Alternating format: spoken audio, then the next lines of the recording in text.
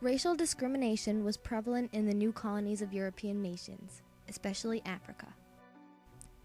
In this 1892 editorial cartoon, British Prime Minister Cecil Rhodes stands over the African continent. Africans were seen as inferior savages because of the lack of modernization and industrialization in their countries. The European nations took control of these lands to civilize Africans. It was especially terrible in the Belgian Congo under Leopold II. Hands were cut off as punishment for minor offenses. The British set up concentration camps for South Africans who fought their rule.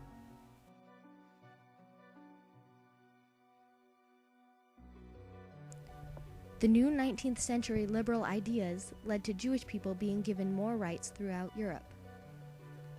This only led to an increase of anti-Semitism in Germany and Russia. What were the reasons for some of this ethnic discrimination?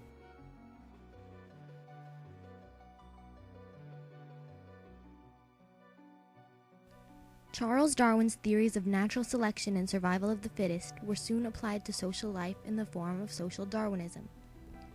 Darwin himself accurately predicted the fate of the races deemed inferior by higher powers. Looking to the world at no very distant date, what an endless number of the lower races will have been eliminated by the higher civilized races throughout the world. Hitler's Nazi Party was overthrown by 1950, but did his efforts inspire more discrimination?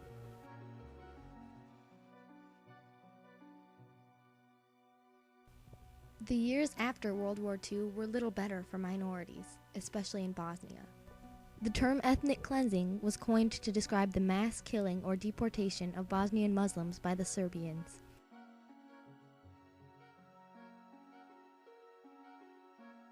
This is a picture from a London Times newspaper article in 1995. The caption reads, "One of the Bosnian Army's Muslim brigades marches through Zenica in a demonstration of strength by 10,000 soldiers." Not only did the great powers discriminate against the lower ones, but minorities turned against each other too.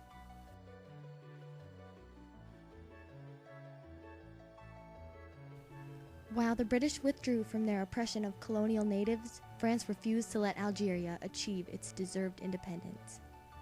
The French government tortured and attacked Muslim civilians as a means of suppressing them.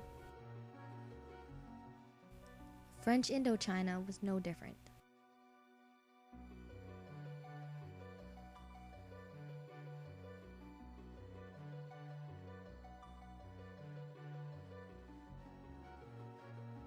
Vietnamese people meant nothing in the French-dominated society.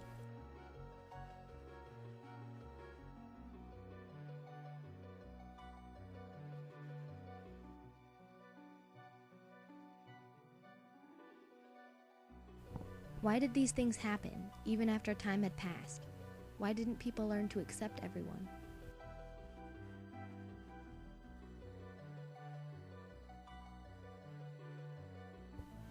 Most countries supposedly hated Hitler, but did his desire for German purification influence them all? Was discrimination based on religion a strong enough motive? Or did European powers just want someone to blame? Was the exclusion of Jews and Muslims in political and economic life an attempt to consolidate power? Can the forces of nationalism really justify these policies? And most importantly, has any progress been made at all towards a more equal world?